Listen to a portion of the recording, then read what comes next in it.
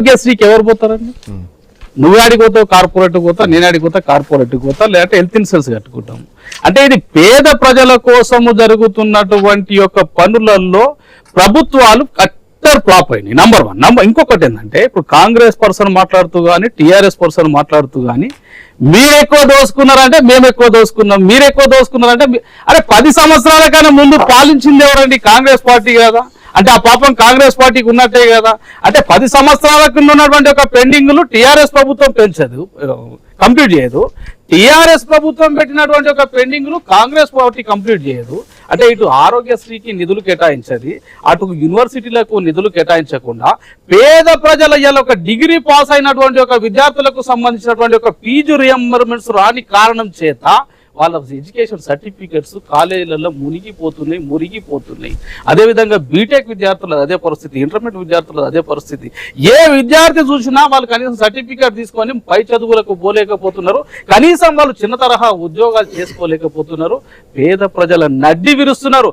పేద ప్రజలు నిజంగా అమ్మా నాన్నలు కాయా కష్టం చేసి కూలి నాలి చేసి వాళ్ళు రాత్రి 3 గంటలకు లేచి 11 గంటలకు పడుకొని పిల్లలు చదివిస్తూ హైదరాబాద్ పంపిస్తే ఇక్కడ హాస్టల్ ఫీజులు కట్టలేక నరక యాతన అనుభవిస్తున్నటువంటి ఒక పిల్లలు 10-15 సంవత్సరాల నుండి చదువుతూ ఇక చేస్తాడు అని చెప్పి కళ్ళు కాయలు కాసే విధంగా అమ్మా నాన్నలు ఒత్తులేసుకొని చూస్తుంటే 30-40 సంవత్సరాలు వచ్చినా ఈ రోజు వాళ్ళు బతకలేక పెళ్లిళ్ళు చేసుకోలేక అమ్మా నాన్నను సాకలేక నరక యాతన అనుభవిస్తున్నటువంటి ఒక పేద విద్యార్థుల గురించి వీళ్ళకు అవగాహన రహితంతో మాట్లాడుతున్నటువంటి ఒక ఈ సోదరులు అర్థం చేసుకోవాల్సినటువంటి ఒక అవసరం ఉన్నది. మనం అట్టడుగు ప్రజల గురించి మాట్లాడుతున్నాం తప్ప సంపన్నుల గురించి కాదు అంటటువంటి ఒక విషయం సామాజిక స్పృహతోటి మాట్లాడితే బాగుంటది.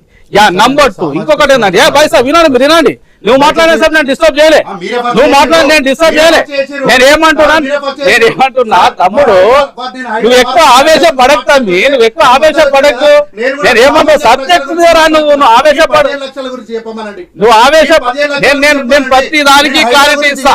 నేను దాని గురించే మాట్లాడమంటే దాని గురించే 40 నిమిషాలు చెప్తా. నేను దాని గురించే 40 నిమిషాలు చెప్తా. 15 లక్షల గురించి, దేశంలో జరుగుతున్నటువంటి ఒక ప్రతి అవినీతి గురించి చెప్తా. కాంగ్రెస్ చేసినటువంటి నింగి నుండి నేల వరకు చేసినటువంటి ప్రతి అవినీతి గురించి చెప్తా అంటున్నా.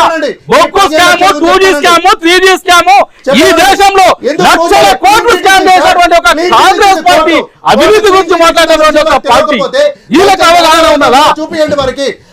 అరే రైతాంగానికి యూరియా అందించలేనటువంటి ఒక పార్టీ, రైతుల కనీస రుణమాఫీ అయినటువంటి ఒక పార్టీ, రైతు బందీ అయినటువంటి ఒక పార్టీ, 500 రూపాయల మద్దతు అయినటువంటి ఒక పార్టీ, కులం బంగారం అయినటువంటి ఒక పార్టీ, 2000 పింఛన్ అయినటువంటి ఒక పార్టీ, కనీసం ధరని రద్దు చేసి భూమాత తీసుకొచ్చి పేద ప్రజల భూముల సమస్యలు ఈ నాటికి జరగలేదు. మరి అలా మీరు 2 సంవత్సరాలు అవుతుంది. మరి మీ అధికారాలు చేతికించుకోవడానికి ఏం మాట్లాడతారండి?